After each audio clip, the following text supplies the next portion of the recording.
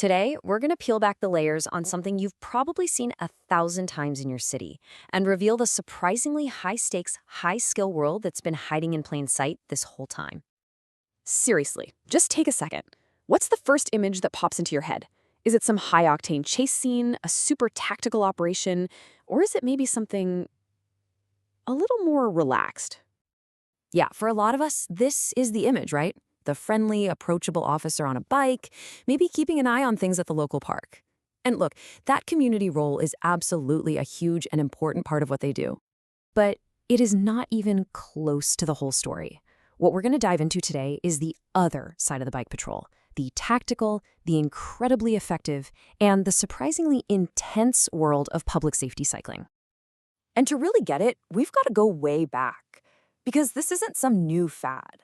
The whole idea of policing on two wheels is pretty much as old as the bicycle itself. It's actually a fascinating cycle of technology when you think about it. As early as the 1860s, police departments saw bikes, even these really heavy, clunky things they called bone shakers, as this huge technological leap from just walking a beat. By the 1890s, they were essential for chasing down early speed demons, known as scorchers, and even runaway horses. But then, new tech shows up, the car and the radio, and suddenly bikes seemed totally obsolete. Policing shifted away from patrols and more toward just responding to calls, and the bike squads, well, they pretty much vanished. And for decades, that was that. The bike patrol was just a historical footnote. Until two officers in Seattle got stuck in traffic one too many times and had an idea. So this is the modern origin story. It's 1987, and officers Paul Grady and Mike Miller figure, hey, let's use bikes to beat this awful Seattle traffic. The results were immediate, and honestly, kind of staggering. They could get to places cars couldn't, their arrest rates shot up, and the public absolutely loved seeing them out there. It wasn't just a quirky idea, it was a total game changer. And this number right here just shows you how fast the idea caught fire. From a two-man experiment in 1987 to being used by 98% of major police departments just over a decade later. I mean, when an idea spreads that fast, you know one thing for sure. It's because it really, really works. So the big question is, why does it work so well? This is where we get past that friendly neighborhood cop image and into the real crime-fighting mechanics. See, the bicycle isn't just transportation, it's a serious tactical tool. This quote from an instructor with the International Police Mountain Bike Association, well, it just nails it. The key word here, the magic word, is stealth. A bike can move in ways a car could never dream of, and that creates a massive advantage. And let's really break down where that tactical edge comes from. A patrol car announces its presence from blocks away with engine noise and headlights, right? An officer on a bike, though, they can hear a window break. They can ride silently down an alley. They can use buildings or trees for cover. They can literally ride right up on a crime in progress before anyone even knows they're there. And what if a suspect does decide to run? Well, this anecdote says it all. In Ann Arbor, Michigan, bike officers had a near-perfect record in foot pursuits.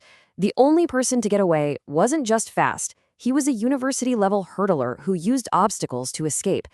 It just shows you how effective that mechanical advantage is for closing the distance. But okay, what about something that sounds kind of impossible, like pulling over a car? Well, they've developed very specific tactics for that too. The key is all about officer safety and tactical advantage. They'll get the driver's attention, sure, but then they approach on the passenger side. It's safer because it's away from traffic, but it's also a complete surprise. The driver's busy looking in their mirror for a cop who is already at their passenger window.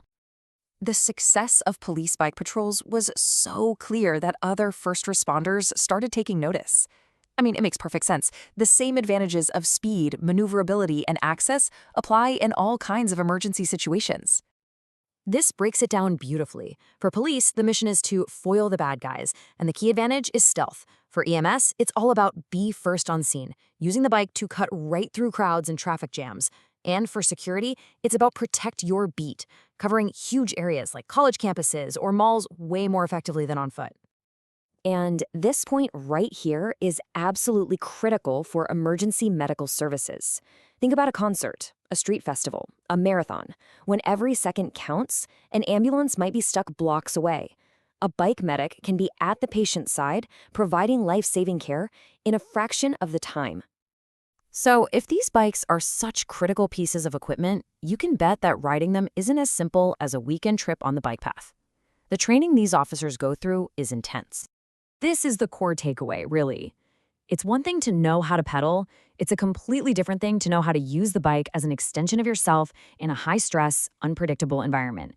And that's exactly what the training is designed to do. And these skills are on a whole other level.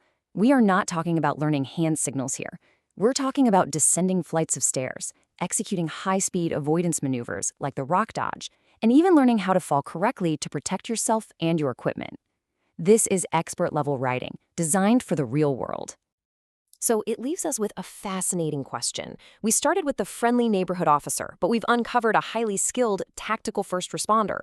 In a world where our streets are more crowded than ever, the simple bicycle might not just be a clever tactic. It might just be the future of how we keep our cities safe. What do you think?